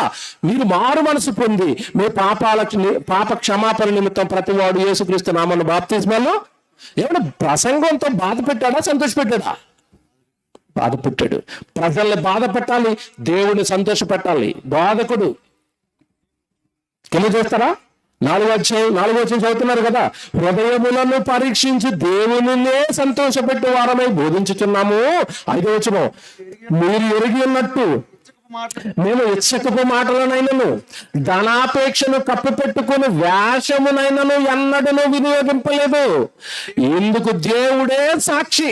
మీరు ఎక్కడ చదివారు ఇందాక? ఇది యోబు గారు అంటున్నారు, నా భక్తికి దేవుడే సాక్షి. నేను చేసిన బోధలకు కానీ మాలో ధనాపేక్ష లేదు, ఇచ్చికపు మాటలు ప్రసంగాలను ఎప్పుడు కూడా ఎవరి సరసోక్తులు కానీ మిమ్మల్ని ఇష్టాన్ని కలిగించే మాటలు కానీ నేనేనాడు పలకలేదు. దీనికి ఎవరు సాక్షి అట? మరలా ఈయన కూడా ఎవరిని సాక్ష్యంగా పెట్టుకున్నాడు? బాబోయ్, దేవుడు సాక్షి ఏంటండి అనగలవండి? దేవుడు సాక్షి కాదు. మీరు దేవుడి సన్నిధిలో ఉన్నారు కదా, హృదయమే చేసుకుని నేను మంచోడిని, నేను చాలా సూపరు, కావాలంటే మా ఆవిడని సాక్ష్యం అడగండి అనండి. మీరు ఎవరైనా నేను చాలా మంచిదానని కావాలంటే మా ఆయన అడగండి సాక్ష్యం అనండి. వీళ్ళు మన గురించి చెప్పే సాక్ష్యాలు తట్టుకోలేం. దేవుడు సాక్ష్యం చెప్తాడు అంటారా మన గురించి? పౌలు గారు మళ్ళా అంటున్నారు, దేవుడే నాకు సాక్షి. తర్వాత మాట చూడండి, మరియు మేము క్రీస్తు యొక్క అపోస్తలులమై ఉన్నందున అధికారము చేయుటకు సమర్థులమై ఉన్నను నీ వలననే గాని ఇతర వలననే గాని మనుషుల వలన కలుగు ఘనత మేము కోరుకోలేదు. అదండి యథార్థత అంటే. ఎవరి ఘనత కోరుకోలేదట? మనుషుల వలన కోరే ఘనత, మనుషులు ఇచ్చే ఘనత. మేము ఏనాడు అపోస్తలులుగా ఉన్న ఆ 12 మంది కానీ నేను 13 కానీ మేము ఎప్పుడు మనుషుల ఘనత కోరుకోలేదు, మనుషుల మెప్పు కోరుకోలేదు. పరలోకంలో ఉన్న దేవుని సంతోష పెట్టడానికి సేవ చేశాం, పరలోకంలో ఉన్న దేవుని సంతోష పెట్టడానికి బోధ చేశాం, దేవుణ్ణి సంతోష పెట్టాం. మా హృదయం క్లీన్గా ఉంది, నీట్గా ఉంది. మా హృదయాలకు దేవుడు ఏం చెప్తాడు? సాక్ష్యం. అంతరంగంలో ఏమంటే నీకు నాకు ఈ అంతరంగపు పరీక్ష దేవుడు ఇస్తే నిలబడతావా? నా హృదయం ఇవి చాలా గొప్పగా ఉందని దేవుడే సాక్ష్యం చెప్తాడని, నీ హృదయం దేవుడి ముందు పెట్టి నేను చాలా గొప్పగా ఉన్నాను అని అనగలవా? ఆలోచించుకోండి రాత్రి. అంతరంగ పరీక్షలో నిలబడేది ఎవరు? అంతరంగ పరీక్ష దేవుడు వేస్తున్న ఈ అంతరంగ పరీక్షలో అసలు నిలబడేది ఎవరు? తట్టుకునేది ఎవరండి? దేవుడు పరీక్షకు తట్టుకునేది ఎవరు? తేలిపోతామండి అందరూ తేలిపోతాం. కారణం మనకి పట్టిన ఒక ఏమన్నా వ్యసనం అనాలి దీన్ని. వ్యసనం ఇది. ఎప్పుడు కూడా పాట పాడినా, భక్తి చేసినా, ప్రసంగం చేసినా ప్రజల మెప్పు, ప్రజల ఘనత. అందుకే పరలోకంలో ఉన్న దేవుడికి దూరంగా బ్రతుకుతున్నాం. పరలోకంలో ఉన్న దేవుని ఎదుట మన హృదయం సరిగా సరిపోవటం లేదు, మన భక్తి సరిపోవటం లేదు. హృదయంలో ఏదో లాభాపేక్ష, హృదయంలో మనుషుల ముందు ఘనత. ఇందుకోసమా నీ భక్తి జీవితం? ఇందుకోసం నా భక్తి జీవితం? సరిపోదండి ఇది. పరలోకానికి వెళ్ళడానికి సరిపోదు. రొమ్ములో పాపాలు, రొమ్ములో ఘనతలు, రొమ్ములో ఏమైనా రకరకమైన లాభాపేక్షలు పెట్టుకుని దేవుళ్ళు నేను బాగానే ఉన్నాను, గొప్పవాడిని, భక్తిపరుడినే అనుకుంటే పొరపాటు పడుతున్నాం. ఈ భక్తి సరిపోదు. అంతరంగ పరీక్షలో దేవుని ఎదుట తేలిపోతాం. యేసు తేలగొట్టాడు చూసారు ఇందాక ఒకరిని, మనల్ని తేలగొట్టడా? మీకు మాట్లాడుతారండి. ఆ వస్తున్న శాస్త్రిని వద్దురాని వెనక గంటేసిన దాంట్లో అర్థం ఒకటే, నువ్వు నా మీద ప్రేమతో రావటం లేదు, నీ బ్రతుకును మార్చుకోవడానికి రావటం లేదు. దేంతో వస్తున్నాడు యేసు వెనకాల? లాభాపేక్ష, ధనం. ఇదే దేవుడికి నచ్చలేదు. నీ హృదయం దేవుని ఎదుట ఈ రోజు వరకు, ఇప్పుడు ఈ ప్రసంగం అంటే మీ హృదయం దేవుని ఎదుట ఎలాగుంది? దేనికోసం వస్తున్నారు దేవుడి దగ్గరికి? దేనికోసం చేస్తున్నారు దేవుడి పని? ఎందుకు దేవుడిలో భక్తిలో ఉంటున్నారు? ఎందుకు దేవుడిని మీరు విశ్వసించారు? పరలోకం కోసమా? కన్న తండ్రిగా విశ్వసించారా? కన్న తండ్రిని, పరలోకంలో ఉన్న కన్న తండ్రిని వెతుకులాడుతున్నారా? నా తండ్రి, నా వాక్యం, నా తండ్రి, నా దేవుడు అని నిజంగా వాక్యం మీద దేవుడి పని ఇష్టంతో భక్తిని జరిగిస్తున్నారా? అలా జరిగిస్తే మీరు మంచి వాళ్ళే. అలా జరిగించిన వాళ్ళందరూ భక్తిపరులు.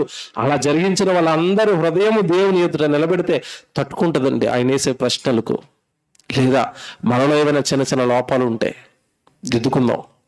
హృదయాన్ని పరీక్షించే దేవుని ఎదుట శుద్ధి కలిగిన హృదయంతో, దేవా మీరు బ్రతకమన్నట్టుగా, మీరు నమ్మమన్నట్టుగా, మీరు చేయమన్నట్టుగా హృదయం నిండా వాక్యమే నింపుకొని ఉన్నాను అని దేవుని ఎదుట నిలబడదాం. లేదా అంతరంగ పరీక్షలో దేవుని ఎదుట మనం ఇవన్నీ నిరూపించుకోలేని నాడు మన హృదయం దేవుని ఎదుట తేలిపోతుంది.